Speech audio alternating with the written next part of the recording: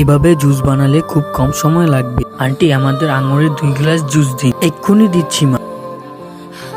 বোকা মেয়ে কোথাকার। রিয়া, ভালো করে দেখো তো জুসের ভিতর ওটা মাছি না? হ্যাঁ, তুমি ঠিক বলেছো। আন্টি দেখো, জুসের ভিতর মাছ। ভুল হয়ে গেছে মা, আমি এর বদলে তোমাকে আরো 2 গ্লাস জুস দিচ্ছি। এখানে মনে হয় কোনো সমস্যা আছে, এটা আমাদের দেখতে হবে। আন্টি, আমি ইউনিভার্সিটিতে পড়ি, আমাকে কি কোনো কাজ দেওয়া যাবে? এখানে কোনো কাজ নেই, আমাকে জুস বানানো শেখাতে হবে, তাহলে তোমাকে অনেকগুলো টাকা দিব।